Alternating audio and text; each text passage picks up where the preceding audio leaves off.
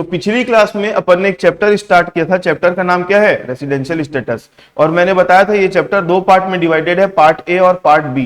तो अभी हम क्या पढ़ रहे हैं, पार्ट ए पढ़ रहे हैं। पार्ट ए क्या बोलता है, डिटर्मिनेशन ऑफ रेसिडेंशियल स्टेटस।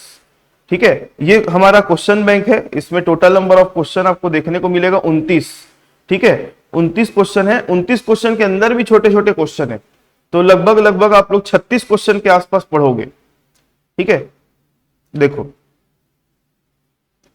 तो पिछली क्लास का अगर मैं बोलूं तो हमने सभी प्रकार के पर्सन की रेसिडेंशियल स्टेटस कैसे निकालते हैं वो समझा था, है ना। तो यहां पर देखो मैंने कैटेगरी वाइज बना दिया है। सबसे पहले अपन बात किसकी कर रहे हैं, इंडिविजुअल्स की बात कर रहे हैं ना। इंडिविजुअल्स की सबसे ज्यादा क्वेश्चन है।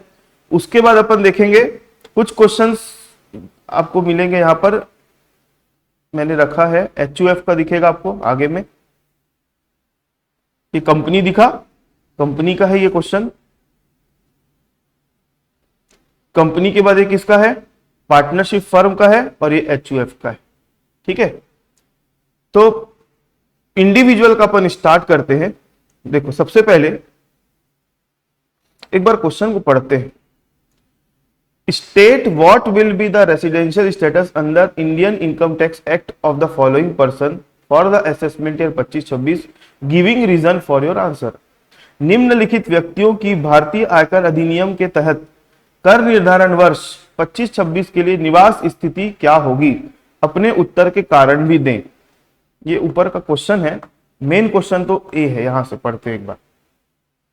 अभी बात इंडिविजुअल की हो रही है, तो जो मैंने पिछले क्लास में रूल्स बताए थे ना आप लोगों को, उसको थोड़ा सा ध्यान में रखे रहना।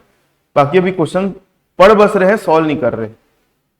Ramchandra is an Indian citizen serving in the USA since 1997। Ramchandra नाम का एक व्यक्ति है जो कहां काम कर रहा है, USA में काम कर रहा है, लेकिन वो सिटीजन कहां का है, इंडिया का।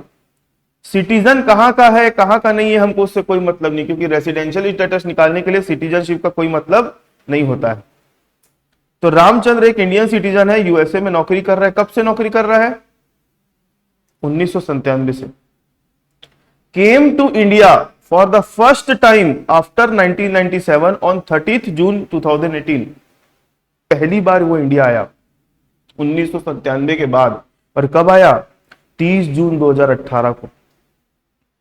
He stayed here at a stretch for 3 years and left for Japan on 1st of July 2021। मतलब 30 जून 2018 को आया, कंटिन्यू 3 साल रहा, स्ट्रेच ऑफ 3 ईयर मतलब कंटिन्यू 3 साल रहा, और 1 जुलाई 2021 को कहां चला गया, जापान चला गया। He returned to India on 1st of April 2022। वो वापस आया कब, 1 अप्रैल 2022 को, and remained in India till July 2023। When he went back to USA, he permanently again came to India, taking an employment with an American concern on 31st of December 2024। Question में कहानी सुनाने की कोशिश करेगा, आपको कोई दिक्कत नहीं है, कहानी के ऊपर इमोशनल नहीं होना है, सिर्फ डेट का ध्यान रखना है, कब जा रहा है और कब आ रहा है, क्या कर रहा है, कहां जा रहा है, इंडिया से बाहर जा रहा है, बस ये ध्यान रखना। कौन से कंट्री में जा रहा है उसका दिमाग मत लगाना। ठीक है, सिर्फ इतना ध्यान रखो कि कौन से डेट को आया और कौन से डेट को गया, क्योंकि हमको क्या कैलकुलेट करना पड़ेगा, कितना दिन इंडिया में रहा, ये निकालना है। ठीक है, अब वो क्वेश्चन में डेटा कब से दिया हुआ है, 1997 से, और अभी कौन सा साल चल रहा है, 2025।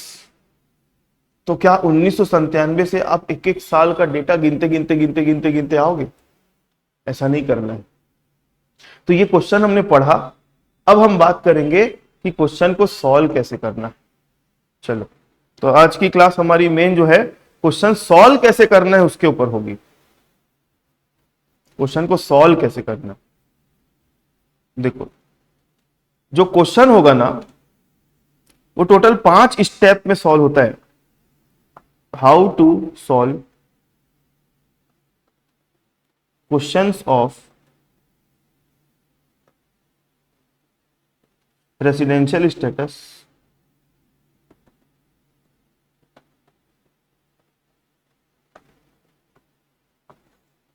पांच स्टेप में सॉल्व होता है।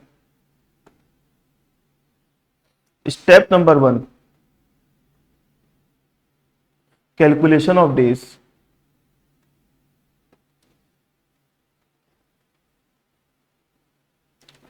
Calculation of days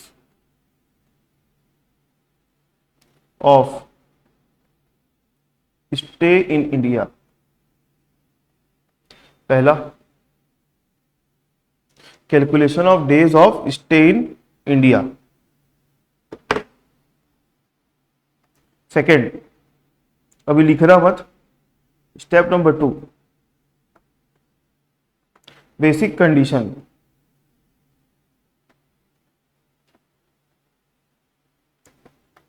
step number 3, conclusion. Basic condition देखने से क्या पता चलता है, रेसिडेंट है कि नॉन रेसिडेंट पता चल जाता है। तो रेसिडेंट या नॉन रेसिडेंट का यहाँ पे कंक्लूजन लिखोगे। अगर रेसिडेंट रहा तो ही स्टेप नंबर 4 और 5 में जाएंगे, नॉन रेसिडेंट अगर है तो स्टेप नंबर 3 में हमारी बात खत्म हो जाएगी, क्योंकि रेसिडेंट होता है तभी तो ओआर और एनओआर देखना पड़ता है ना, और नॉन रेसिडेंट होता है तो आगे देखने की जरूरत नहीं, स्टेप नंबर 3 में बात खत्म हो जाएगी। तो स्टेप नंबर 4, एडिशनल कंडीशन लिखेंगे यहां पे।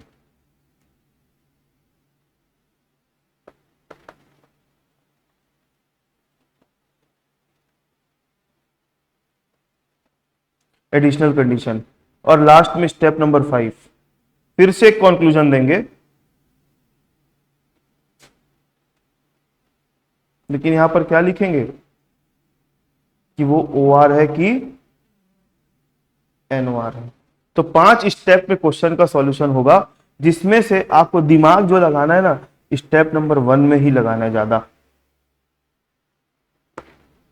सबसे ज्यादा दिमाग कहां लगाना है, स्टेप नंबर 1 में। अब जो जो मैं बोलते जा रहा हूं मेरी बात ध्यान से सुनते जाना। पहले नंबर की बेसिक कंडीशन क्या बोलती है, प्रीवियस ईयर में 182 डेज रहना चाहिए।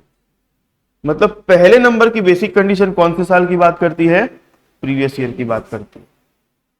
सेकेंड नंबर की बेसिक कंडीशन कौन से साल की बात करती है, प्रीवियस ईयर की बात करती है, प्लस प्रीवियस ईयर के पिछले 4 साल की बात करती है। मतलब सेकेंड नंबर की बेसिक कंडीशन हमको पिछले कितने साल खींच के ले गई, 4 साल।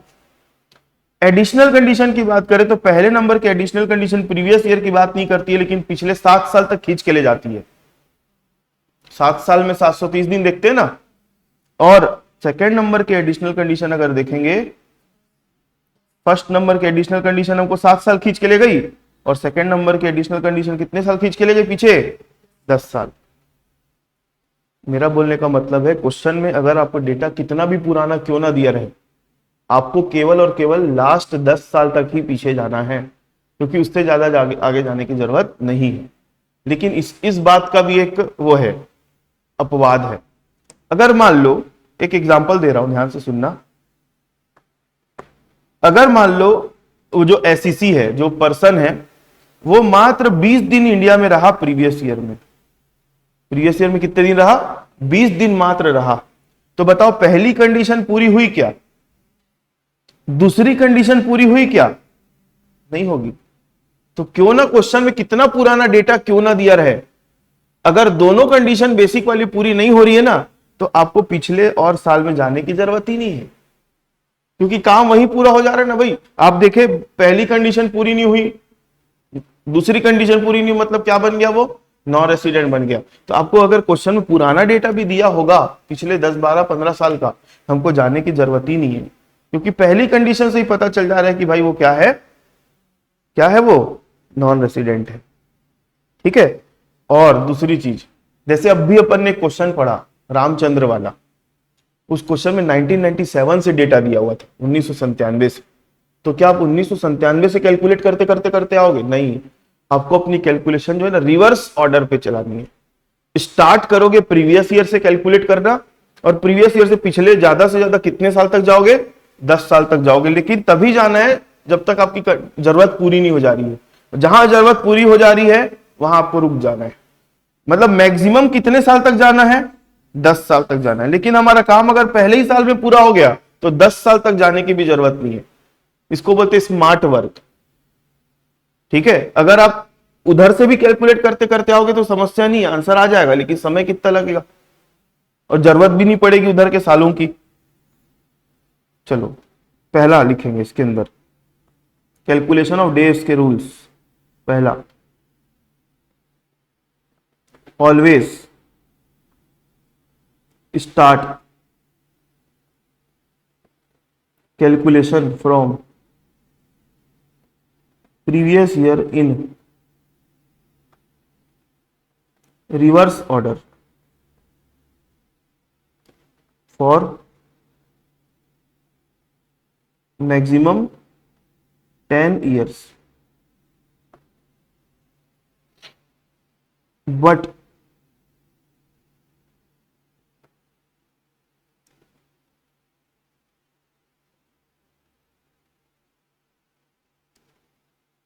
अगर हमारी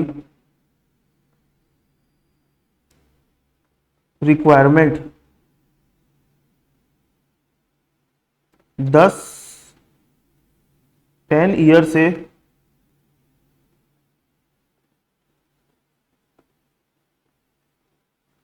पहले ही पूरी हो जा रही है तो 10 ईयर तक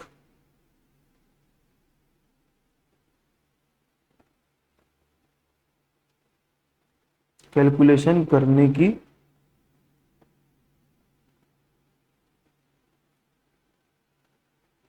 जरूरत नहीं है। ठीक है, समझ में आया?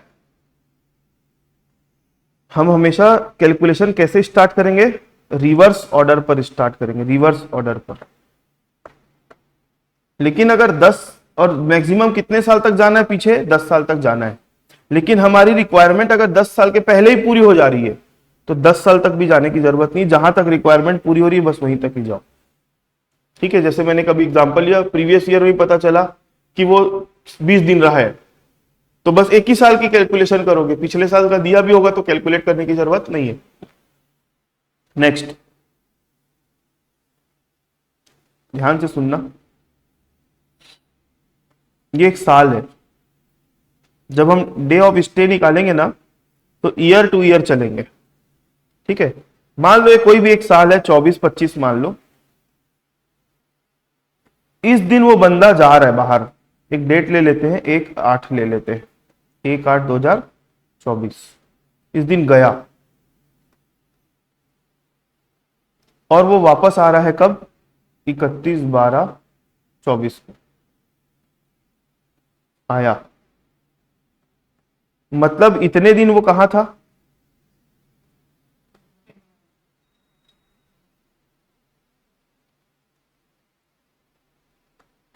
इतने दिन कहां था वो? इंडिया में। और यहां पर भी कहां था? इंडिया में। लेकिन यहां पर इंडिया में था क्या? नहीं था। तो जिस दिन वो गया ना, जिस दिन वो गया, इस दिन को बोलते day of departure.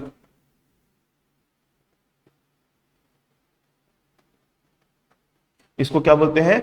Day of departure. और जिस दिन वो आया उस दिन को बोलते हैं डे ऑफ अराइवल।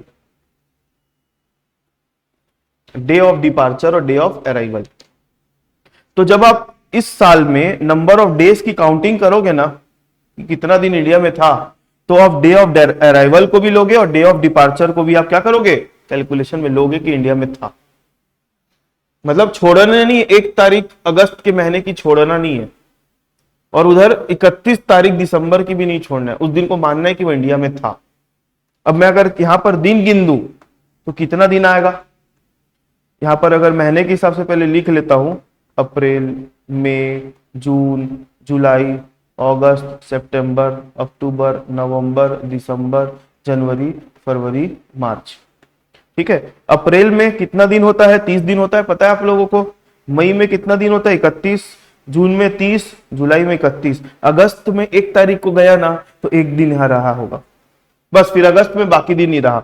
सितंबर में गायब, अक्टूबर में गायब, नवंबर, दिसंबर में 31 को आया तो यहां पर भी कितना दिन रहेगा? 1। फिर जनवरी में 31, फरवरी में 28, फरवरी में पता है ना 28 दिन होता है, और मार्च में 31। अब टोटल मारो कितना दिन आ रहा है, वर्कआउट करो कितना दिन आ रहा है।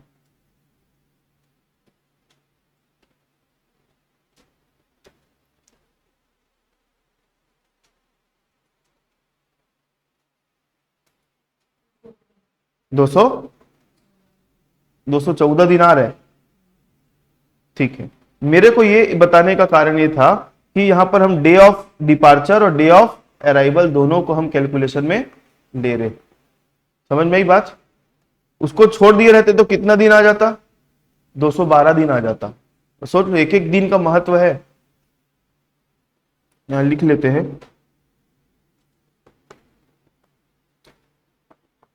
Day of arrival and day of departure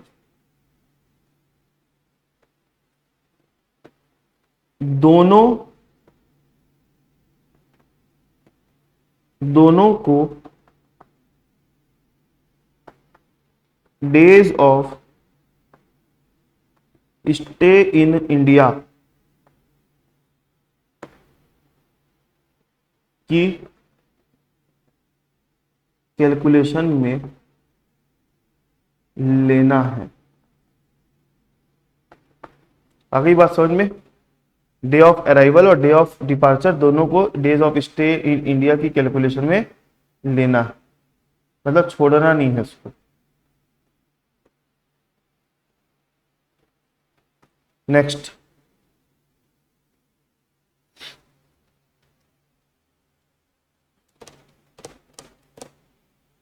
अब ध्यान से सुनना।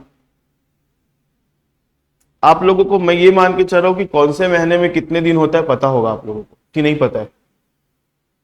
जनवरी में कितना दिन होता है, 31।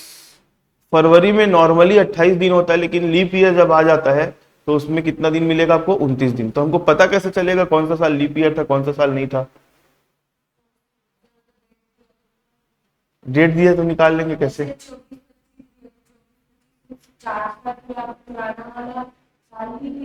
चलो 1996 लीप ईयर था।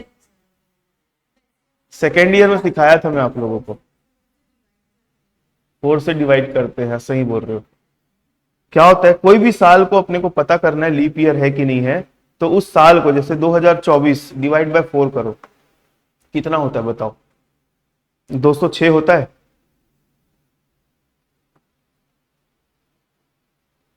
मैं गलत, 506 होता है, सॉरी 506 होता है। 506 दिन एग्जैक्टली डिवाइड हो गया। पॉइंट में आया क्या आंसर? नहीं, तो ये लीप ईयर था। 2025 डिवाइड बाय 4 करो, पॉइंट में आएगा आंसर, 506.25 आया। तो ये नॉन लीप ईयर है। तो ये लीप ईयर है कि नॉन लीप ईयर है, ये क्यों देखना है? क्योंकि आप वहां पर जब फरवरी का महीना आएगा ना 2024 का या 25 का, तो आप वहां पे फरवरी के महीने में 29 दिन लेना है लीप ईयर वाले साल में, और नॉन लीप ईयर वाले साल में कितना दिन लेना है? 28 दिन लेना है। तो take care of leap year. Leap year का ध्यान रखना है, ठीक है? लीप ईयर का ध्यान रखना है।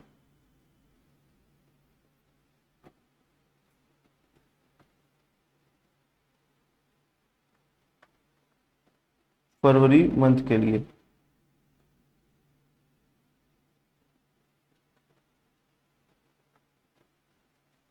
इसके कारण एक एक दिन का फर्क पड़ सकता है। ये हो गया लीप ईयर वाली बात।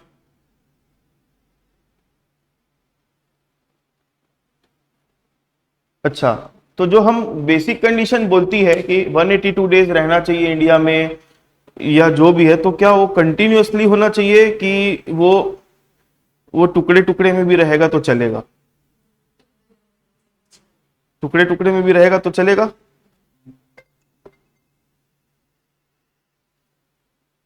ठीक है मिताली, आपको कोई डाउट समझ में आ रहा है? हाँ, तो यहां पर अपने को जो नंबर ऑफ डेज की कैलकुलेशन करेंगे ना, तो नंबर ऑफ डेज की कैलकुलेशन करते समय अपने को क्या करना है? जरूरी नहीं कि कंटिन्यूअसली रहे, टुकड़े टुकड़े में भी रहेगा तो भी चलेगा। ठीक है, तो ये 5 स्टेप्स में अपने को क्वेश्चन सॉल्व करना है। 5 स्टेप्स में अपने को क्वेश्चन सॉल्व करना है। चलो अब अपन है ना क्वेश्चन सॉल्व करते हैं। अभी जो पढ़े अपन ने रामचंद्र वाला वो क्वेश्चन बनाएंगे। ठीक है, देखो ये इसको नोट करोगे, इसका स्क्रीनशॉट ले लो, नोट कर लो, फिर अपन आगे बढ़ेंगे।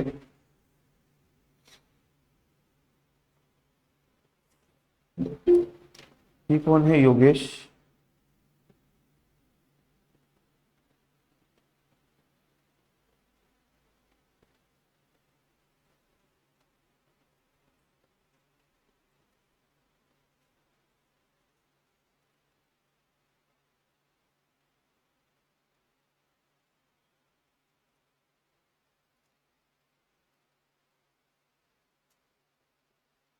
हो गया?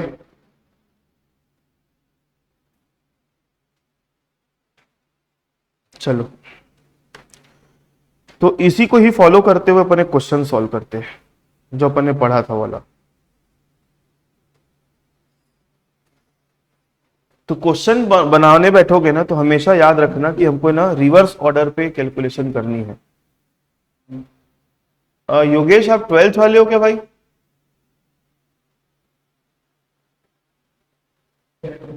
भाई अभी आपका ना तो क्लास का टाइम है, और दूसरी चीज आज आप लोगों को मैंने क्लास नहीं रखी है, तो आप क्यों ज्वाइन कर रहे हो अभी? आप कल क्लास थी तो कल ज्वाइन नहीं किए थे आप। ठीक है, अभी ना तो आपकी क्लास का टाइम है, अभी लीव करो, भी दूसरी क्लास चल रही है। हाँ,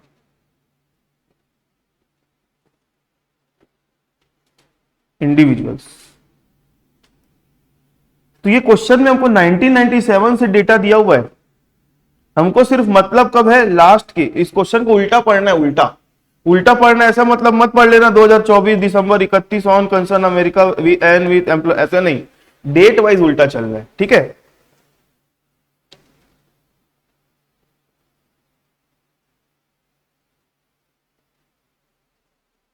सबसे पहले हम बात करेंगे प्रीवियस ईयर की। तो मैं एक टाइमलाइन बना रहा हूं समझने के लिए। प्रीवियस ईयर,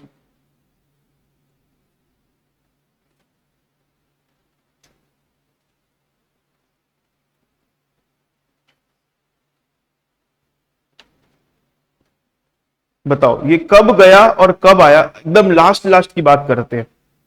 31 दिसंबर 2024 को क्या हुआ? इंडिया आया, ऐसा लिखा है।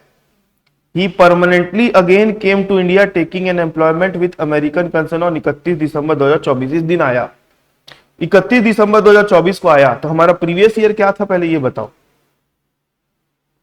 2024-25 है, तो 31 दिसंबर को आया है। 31 दिसंबर,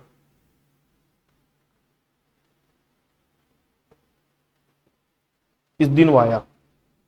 तो इसके पहले प्रीवियस ईयर में गया कब था पहले वो बताओ? इसके पहले गया कब था? 31 जुलाई 2023 को गया था, है ना। अप्रैल 22 को आया था, कुछ दिन रहा, और कब तक रहा? 31 जुलाई 2023। तो 31 जुलाई 2023 जो है वो कब पड़ता है? इसके पहले के साल में आता है। देखो मैं मान रहा हूं कि क्योंकि ये पहला क्वेश्चन है और आप लोग ऐसे टाइप के क्वेश्चन जिंदगी में पहली बार बना रहे हो, तो शुरू शुरू में तकलीफ होगी आप लोगों को डेट वेट समझने में, कैलकुलेशन, लेकिन प्रैक्टिस करनी पड़ेगी भाई। इसके पहले गया कब था? वो गया कब था? 31 जुलाई 2023 को गया था। ये वाला जो साल है इसको मैं 23-24 बोल दूं तो गया कब था? 31/7, 31/7/23। मतलब यहां से लेकर यहां तक वो इंडिया में था कि नहीं था पहले ये बताओ मेरे को। था? नहीं था।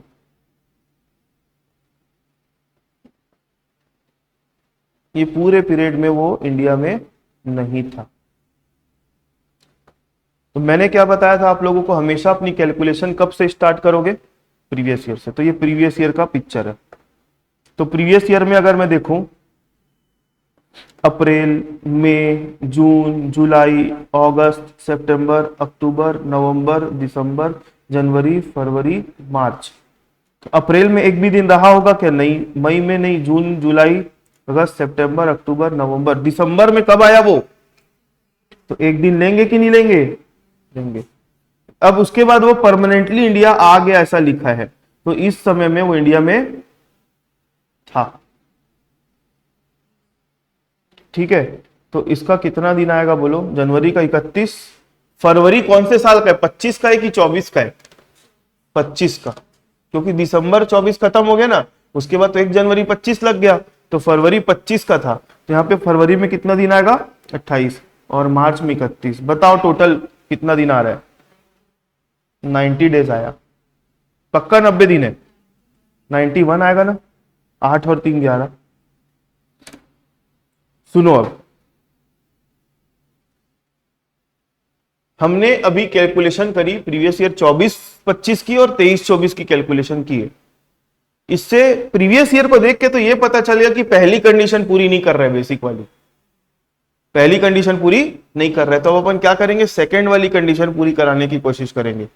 तो सेकंड नंबर की कंडीशन क्या बोलती है? प्रीवियस ईयर के कितने साल पहले देखते हैं अपन?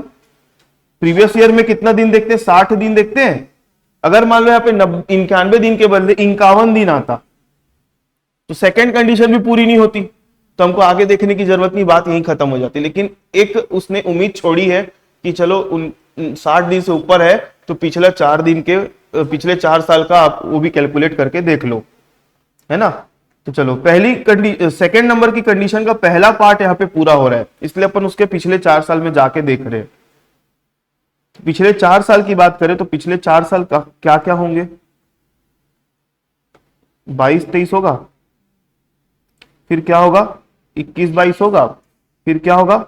20-21। मतलब प्रीवियस ईयर को छोड़ दो, प्रीवियस ईयर के पहले का 1 साल, 2 साल, 3 साल, 4 साल, तो इन 4 साल में टोटल उसको कितना दिन रहना पड़ेगा इंडिया में? अब क्वेश्चन के डेटा को हम वापस से देखेंगे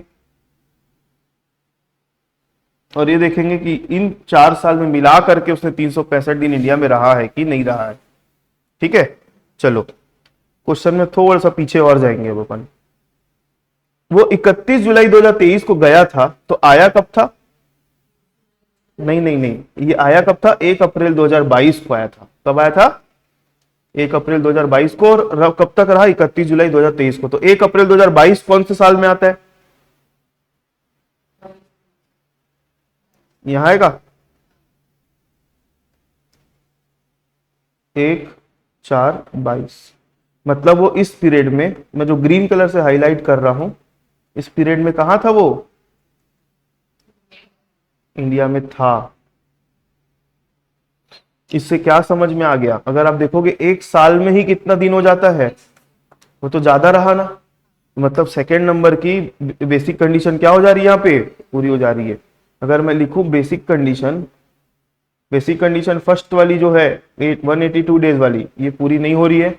लेकिन सेकेंड नंबर की कंडीशन जो है 60 वाली प्लस 365 वाली, ये पूरी हो गई, क्योंकि यहां पर 1 साल से ज्यादा रहा है। देख लो ना, पूरे 4 साल में तो 365 दिन आ जाएगा। तो सेकेंड नंबर की बेसिक कंडीशन पूरी हो गई, इसलिए भाई क्या बन गया? रेसिडेंट बन गया। अब रेसिडेंट बन गया तो हमको क्या देखना पड़ेगा? एडिशनल कंडीशन देखना पड़ेगा। एडिशनल कंडीशन भी 2 होती है, तो क्या पहली कंडीशन कितनी बोल रही है? 730 दिन। तो यहां से देख के पता तो चल रहा है कि भाई 365 से ऊपर है, 365 से ऊपर है, ये तो देख के पता चल गया। लेकिन अब अपने को देखना है 730 दिन पिछले 7 साल में पूरा कर पा रहा है कि नहीं कर पा रहा है ना? तो चलो, हमने यहां से अभी डेट देख लिया कि इस दिन आया था और इस दिन गया, तो इस बीच का। अब इसके पहले का हिसाब निकाल लेते हैं, इसके पहले का हिसाब निकाल लेते हैं। 1 अप्रैल 2022 को आया था, तो उसके पहले गया कब था?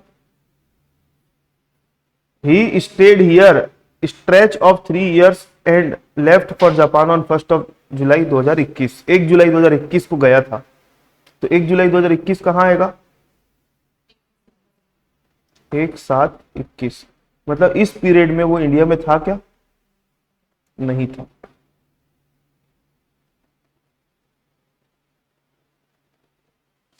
ठीक है, उसके पहले वो कितने साल के लिए कंटिन्यू रहा है बोलो? उसके पहले 3 साल तक कंटिन्यू इंडिया में रहा है, लिखा है क्वेश्चन में, पढ़ना अगर ध्यान से पढ़ोगे तो। ठीक है, बस अब ज्यादा कैलकुलेट करने की जरूरत नहीं, बस यहीं अपनी गाड़ी रोक दो। ठीक है, ये डायग्राम आपको ना पेपर में बना के आना है, मैं सिर्फ एक सोचने का तरीका बता रहा हूं, अभी इस क्वेश्चन को प्रॉपरली लिखेंगे कैसे वो भी समझाऊंगा, है ना। तो इसको देख के मेरे को पता चल रहा है कि भाई अगर कंटिन्यू पिछले 7 साल में 3 साल यहां रहा है तो 730 दिन पूरा नहीं होगा? हो जाएगा। 10 साल में 2 साल रेसिडेंट देखना है, तो 10 साल में 2 साल रेसिडेंट देखना है, पिछले 10 साल में 2 साल, तो ये छोड़ दो, सॉरी ये छोड़ दो, तो इसके पिछले 10 साल में 2 साल रेसिडेंट है, तो देखो यहां पर रेसिडेंट आ जाएगा, यहां पर भी रेसिडेंट आ जाएगा, तो मतलब सेकंड नंबर की कंडीशन क्या हो गई? एडिशनल वाली पूरी हो गई। 10 साल में 2 साल तक क्या है? रेसिडेंट, ये भी पूरी हो गई, तो भाई क्या बन गया? OR बन गया। ठीक है, तो ये क्वेश्चन का एक थिंकिंग प्रोसेस है, ऐसे आपका दिमाग काम करना चाहिए। बाकी अब इसको मैं लिख कर बता रहा हूं कि बनाओगे कैसे क्वेश्चन। देखो स्टेप नंबर 1,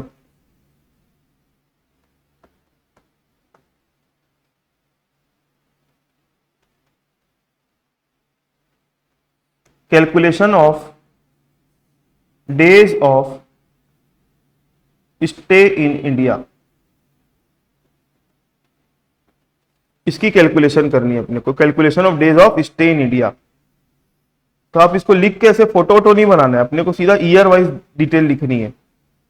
सबसे पहले लिखेंगे प्रीवियस ईयर 2024-25, इस साल में कितने दिन था बोलो? इस साल में अपन ने कैलकुलेट किया ना 91 डेज।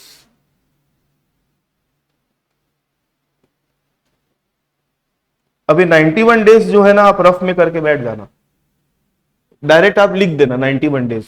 अगर बहुत इच्छा हो रही है लिखने की तो यहाँ पे अप्रैल मई जून करके वो जो मैंने वहां नहीं किया था कैलकुलेशन, वो आप दिखा सकते हो।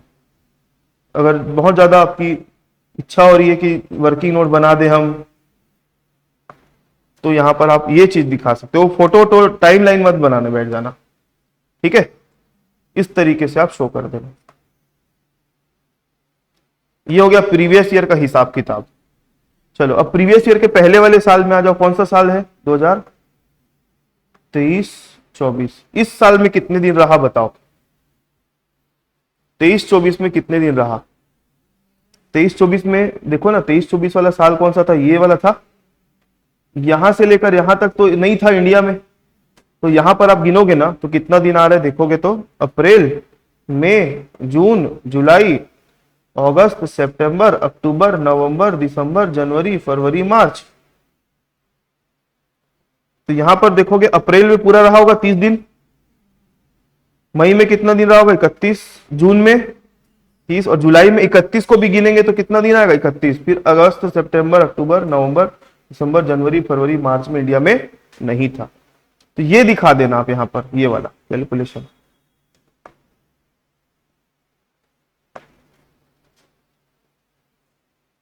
इसमें ये वाली कैलकुलेशन दिखा देना। कितना दिन आ रहा है बताओ? 122 डेज। ठीक है, अब 2022-23 में आ जाओ। 2022-23 में कितना दिन इंडिया में था? अगर देखूं तो ऐसी आंख बंद करके पता चल रहा है पूरे साल भर था, तो 365 दिन लिख दूं। अब इसको कैलकुलेट मत करके दिखाना।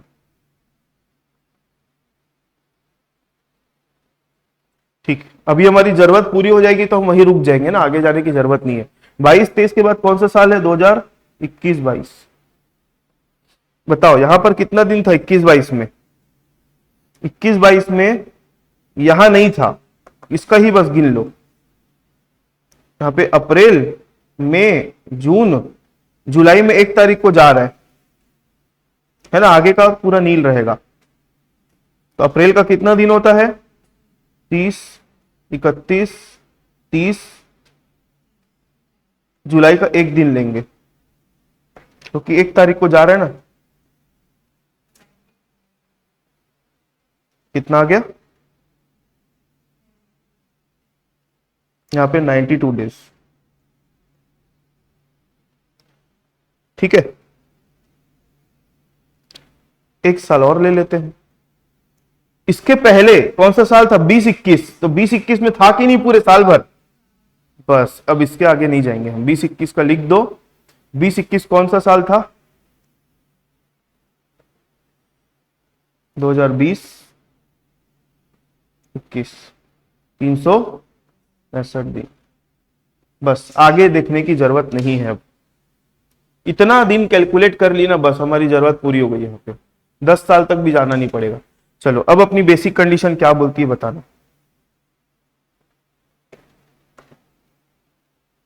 Step number 2। स्टेप नंबर 2 लिखेंगे कैसे समझना। बेसिक कंडीशन,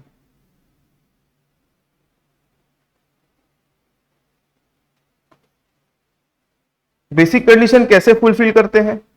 दोनों या फिर दोनों में से कोई एक पूरी हो जाएगी तो क्या बन जाएगा? प्रेसिडेंट। तो यहां लिखोगे if an individual satisfies any one or both the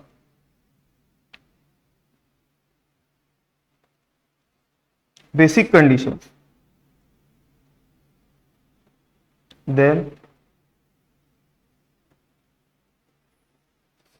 he becomes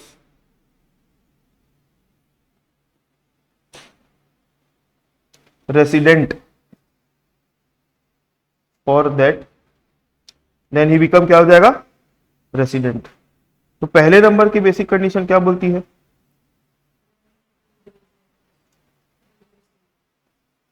एक मिनट हिंदी में भी लिख देता हूं। यदि व्यक्ति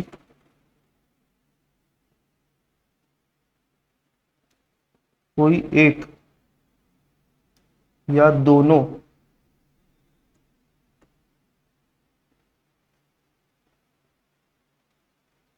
आधारभूत शर्त पूरी करता है तो वह निवासी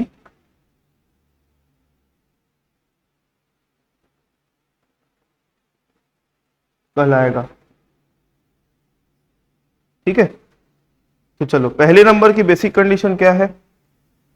मैं यहाँ पे डिटेल में नहीं लिख रहा हूं आप लोग, लेकिन यहाँ पर लिखोगे डिटेल में, है ना, पूरा जो as it is. Second number की बेसिक कंडीशन क्या है? 60 प्लस 365 डेज वाली। ठीक है, ये एज इट इज लिख लेना, मैंने ऐसे लिखा है, लेकिन आप लोग वैसे मत लिखना। तो ये हो गया स्टेप नंबर 2। स्टेप नंबर 2 में इतना ही लिख के आगे बढ़ जाना है। अब स्टेप नंबर 3 में आ जाओ। स्टेप नंबर 3 में है ना, हमको क्या देना मालूम है? कंक्लूजन देना है।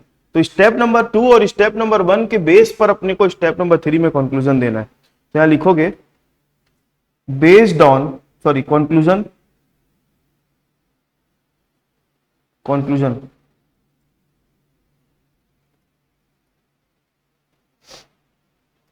on the basis of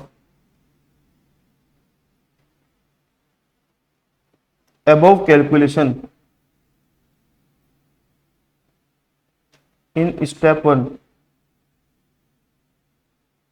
and basic conditions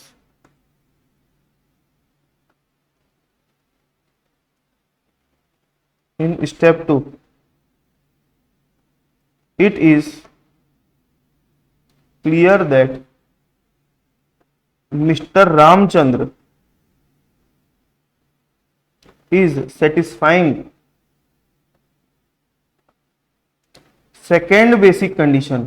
first नहीं कर रहे ना, second basic condition.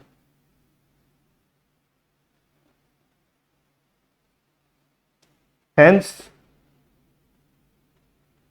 Mister Ramchandra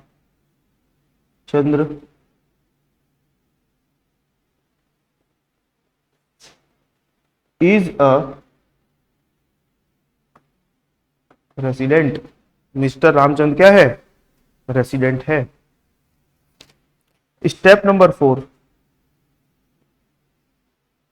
additional condition. Additional condition लिखेंगे। एडिशनल कंडीशन में क्या करना रहता है, दोनों पूरी करना पड़ता है कि कोई एक पूरी करना पड़ता है?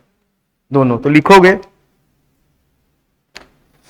If an individual, if an resident individual satisfy both the additional condition,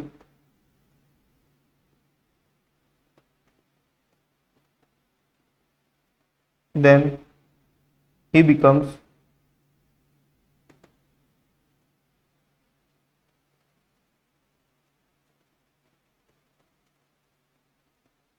ordinarily resident,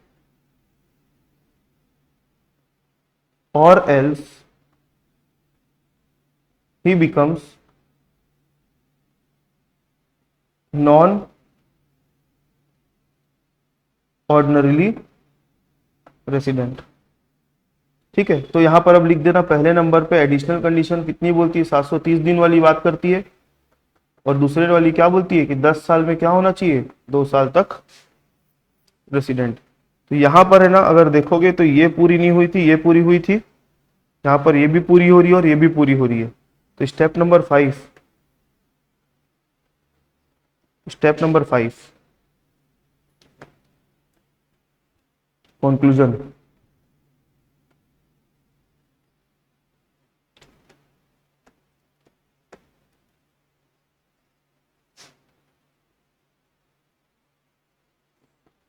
from the above calculation of days and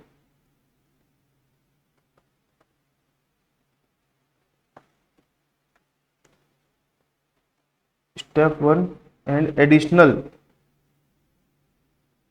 condition, step number कौन से में है, 4 में।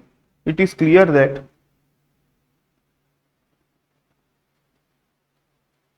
Mister Ramchandra is satisfying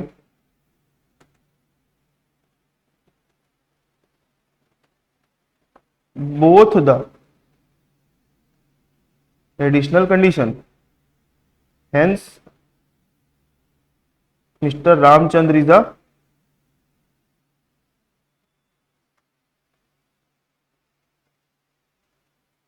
ordinarily resident। Mister Ramchandra क्या है, ऑर्डिनरी रेसिडेंट है। देखो अभी मैं समझा रहा था करके मेरे को बताने में समय लगा, लेकिन ये क्वेश्चन को मैक्सिमम टू मैक्सिमम ना 5 से 7 मिनट लगता है बनाने में। समय कहाँ खाएगा, ऊपर डेज गिनने में, बाकी ये तो रिपीटेटिव प्रोसेस है पूरी। ठीक है, तो ऐसे करके क्वेश्चन आपके सॉल्व होंगे सारे रेसिडेंशियल स्टेटस के सारे। बस दिक्कत कहाँ आएगी, आप लोग मेरे से जब जब डाउट पूछोगे ना, तो वो यही यही डाउट रहेगा बस आपका, स्टेप नंबर 1। बाकी आगे का जितना भी स्टेप है वो आप लोग आराम से समझ जाओगे और लिख भी लोगे। ठीक है, ये जो मैंने बनाया है समझाने के लिए बनाया था, पेपर में बनाने की जरूरत नहीं है इसको। आपका सॉल्यूशन जो होगा इस तरीके का होगा। ठीक है, स्टेप नंबर 1 से लेकर 5 तक। अच्छा, क्वेश्चन में अगर नॉन रेसिडेंट बन गया तो आपकी बात यहीं पर खत्म हो जाएगी, स्टेप नंबर 1 to 3 तक ही। ठीक है, चलो तो मैं आप लोगों को एक समय दे रहा हूं, आप लोग मेरे को अभी क्वेश्चन नंबर बी जो दिख रहा है ना, बी, वो बनाकर बताओ। बी, सीताराम वाला। चलो स्टार्ट कर दो बनाना, सीताराम वाला क्वेश्चन बनाना है आप लोगों को भी।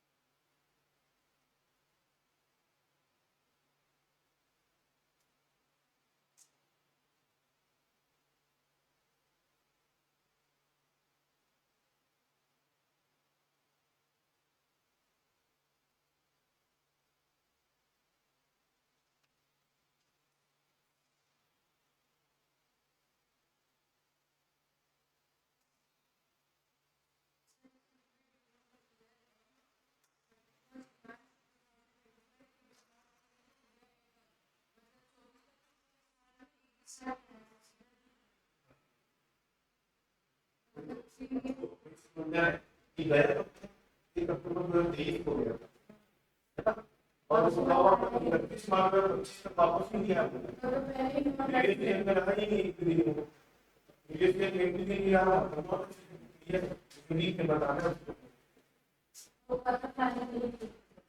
ठीक है। आप कैलकुलेशन ऑफ डेज का स्टेप बनाना, प्रीवियस ईयर लिखना, number of days of stay 0 days, बस उससे आगे लिखना ही नहीं है। ठीक है, उसके बाद अपने कंक्लूजन और बेसिक कंडीशन वगैरह जो जो लिखते लिख देना वो। ठीक है, आगे बात समझ में, आगे बढ़े। आंसर पहले वाले का OR आया था, दूसरे वाले का NR आया है। ठीक है, नेक्स्ट देखो। हाँ, PDF में अभी आप लोगों को क्लास जैसी होती है मैं तुरंत भेज दूंगा।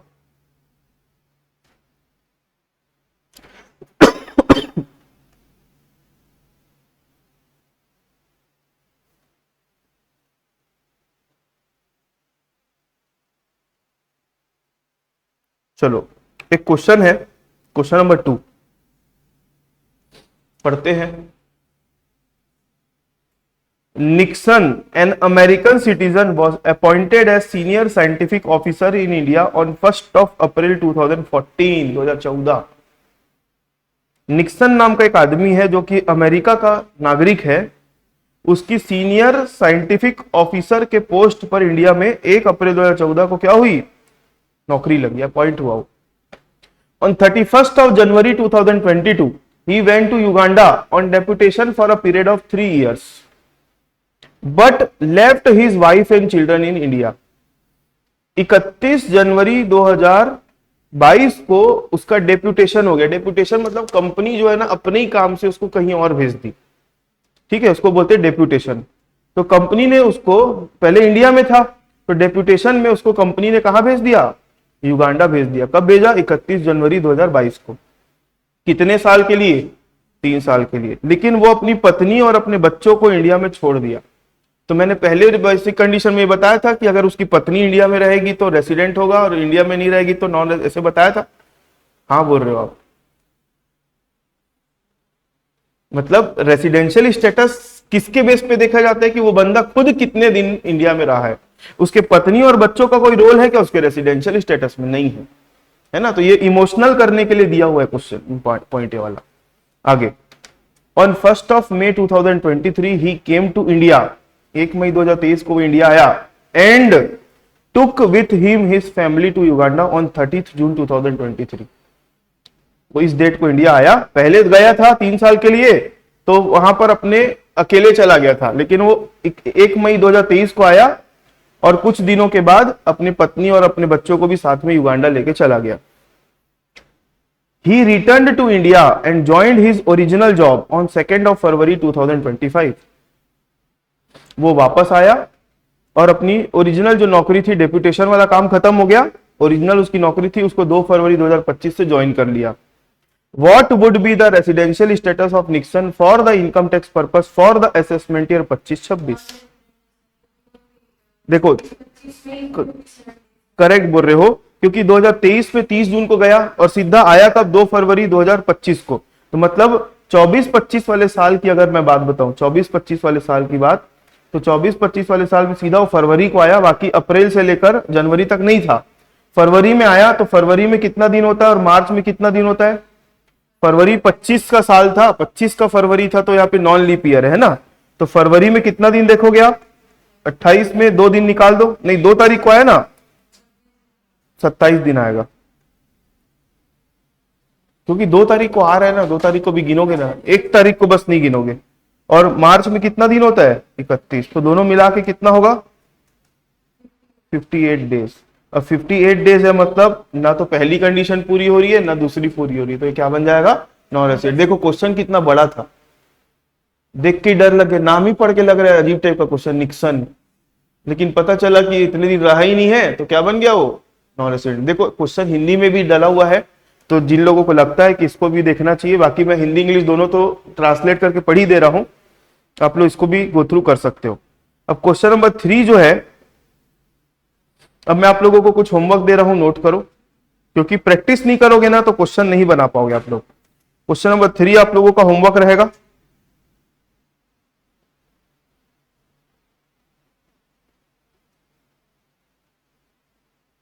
क्वेश्चन नंबर 4 आप लोगों का होमवर्क रहेगा।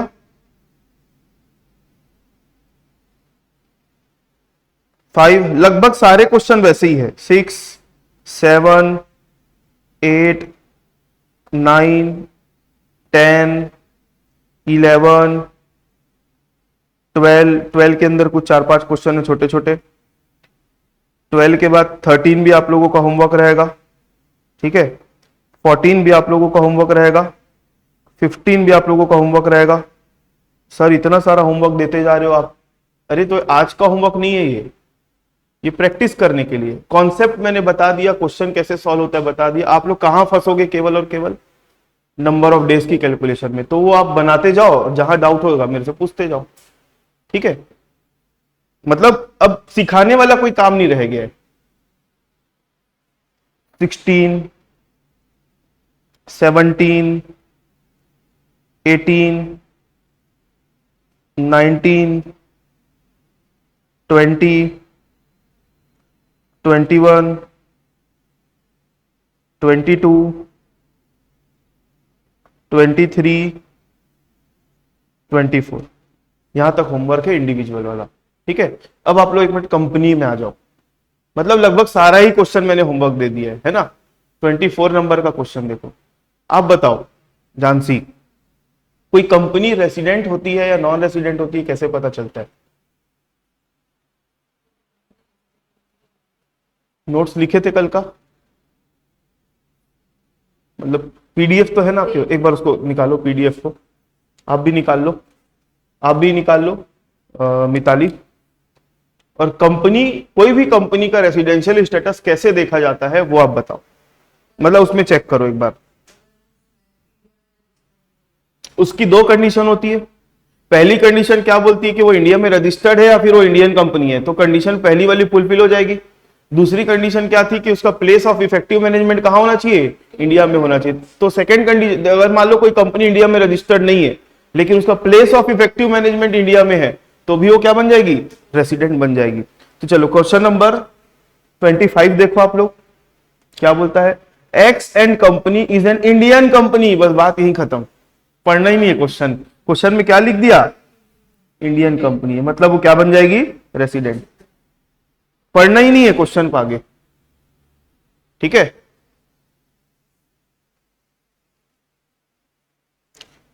आगे लिखा क्या है, बोलता है कि वो दो जगह बिजनेस करता है, ब्रिटिश ईस्ट अफ्रीका में और दूसरी जगह कहां बिजनेस करता है? इंडिया में। बोलता है इंडिया की जितनी इनकम है ना उससे कहीं गुना ज्यादा ब्रिटिश ईस्ट अफ्रीका की इनकम है। तो इनकम के बेस पे थोड़ी रेसिडेंशियल स्टेटस निकालते हैं, वो तो रजिस्ट्रेशन के बेस पे हम रेसिडेंशियल स्टेटस निकालते हैं, है ना। चलो एचयूएफ का क्वेश्चन देखो। एचयूएफ का अच्छा क्वेश्चन है ये।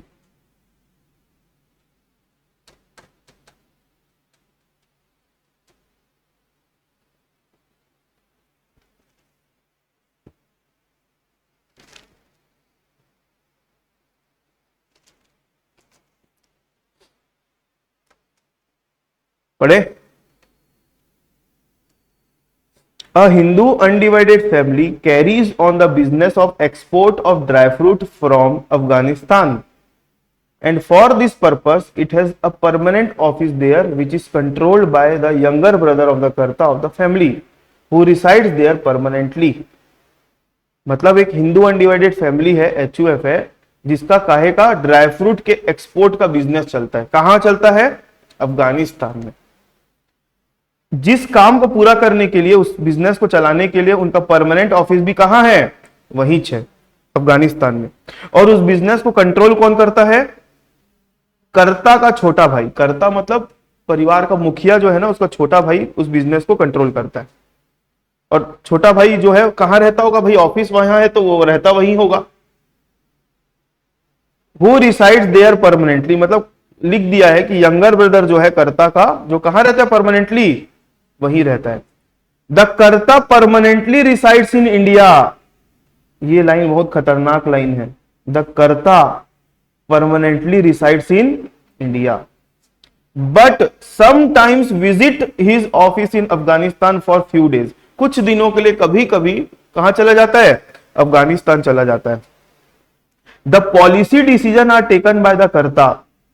कर्ता क्या करता है, पॉलिसी डिसीजन लेता है।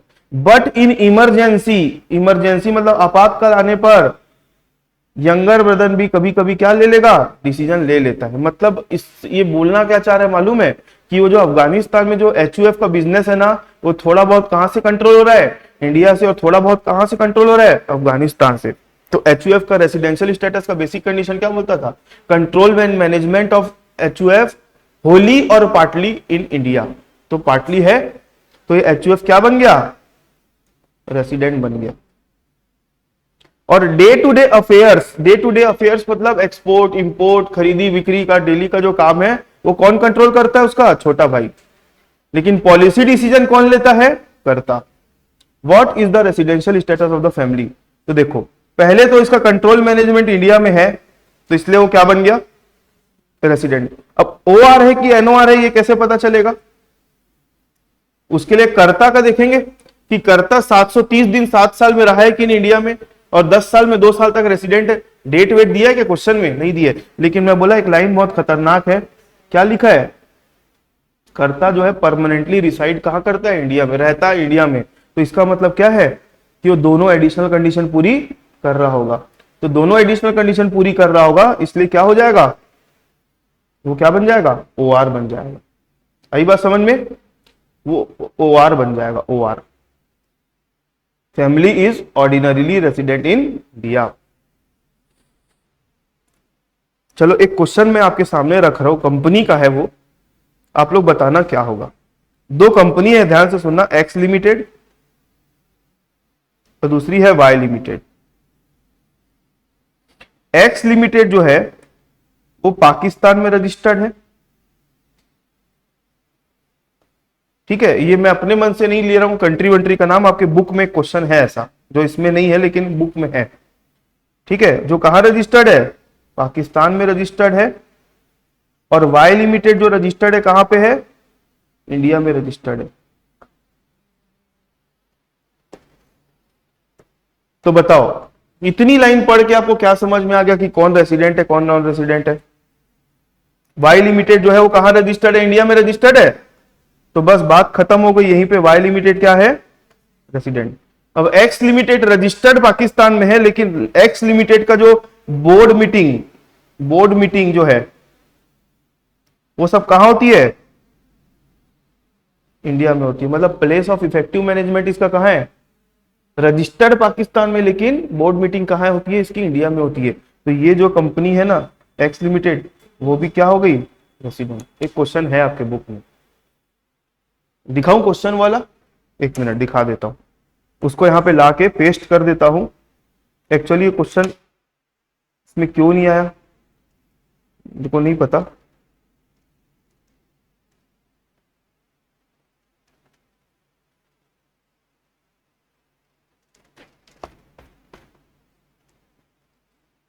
ये देखो मिला, इसको वहां पे उठा के लिख देता हूं मैं।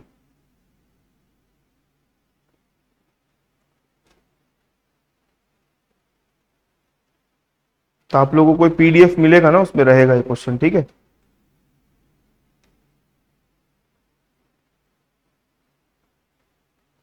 यहीं पे चिपका दू छोटा सा करके,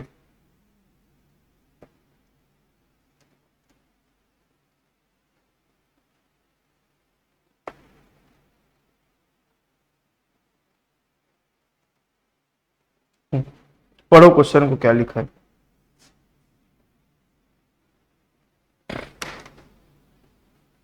एक साल पुराना क्वेश्चन है, तो इसका आप लोग टेंशन मत लेना, बाकी कॉन्सेप्ट सेम है। X limited and Y limited are registered in Pakistan and India respectively. X limited कहां रजिस्टर्ड है, पाकिस्तान में, और वाई लिमिटेड कहां रजिस्टर्ड है, इंडिया में। The place of effective management of X limited is in India, where all board meeting कहां होती है, वाई लिमिटेड की, पाकिस्तान में। तो ठीक है ना, क्या दिक्कत है। वाई लिमिटेड कहां रजिस्टर्ड है, तो ये क्या बन गई, रेसिडेंट। और एक्स लिमिटेड जो कहां रजिस्टर्ड है, पाकिस्तान में, लेकिन इसका इफेक्टिव मैनेजमेंट प्लेस कहां है, इंडिया में, तो ये भी क्या बन गई, रेसिडेंट बन गई। सिंपल क्वेश्चन था, लेकिन अचानक अगर आ गया पेपर में और नहीं बना के गए तो दिक्कत हो जाएगी। ठीक है, एक ही क्वेश्चन मिसिंग था, वो शायद मेरे कल ये हिंदी इंग्लिश वाले के चक्कर में ना वो मेरे से डिलीट हो गया क्वेश्चन, ऐसा लग रहा है। बाकी सारे क्वेश्चन है इसमें। ठीक है, चलो एक पार्टनरशिप फर्म का बताओ। पार्टनरशिप फर्म जो है, एक बता रहा हूं, बाकी आप लोग बना लेना। पार्टनरशिप फर्म कब इंडिया में रेसिडेंट कहलाएगी और कब नहीं कहलाएगी? उसका कंट्रोल मैनेजमेंट थोड़ा बहुत इंडिया में होगा, थोड़ा बहुत बाहर होगा तो भी रेसिडेंट, या पूरा पूरा इंडिया में होगा तो भी रेसिडेंट? एक बार पढ़ के देखो क्वेश्चन है वाला। ये क्वेश्चंस आप लोगों को बुक में नहीं मिलेंगे। हाँ, मेसर्स, एमएस मतलब मेसर्स ना, messrs royal traders is a partnership firm established in India during the previous year 24-25. All the partner were resident of India and every decision regarding the business firm operation including major policy matter and day-to-day management was exclusively taken from the main office in Jaipur. मतलब सारा decision कहां से लिया जाता है, जयपुर के office से लिया जाता है। तो मतलब ये पार्टनरशिप फर्म जो है क्या बन गई, वो रेसिडेंट बन गई। बस बात खत्म। इंडिविजुअल टाइप का यहाँ पे दिन विन गिनने का जरूरत नहीं रहता। 28 नंबर आप लोगों का होमवर्क रहेगा। 27 हो गया है हमारा, 28 होमवर्क रहेगा और 29 हमारा होमवर्क रहेगा।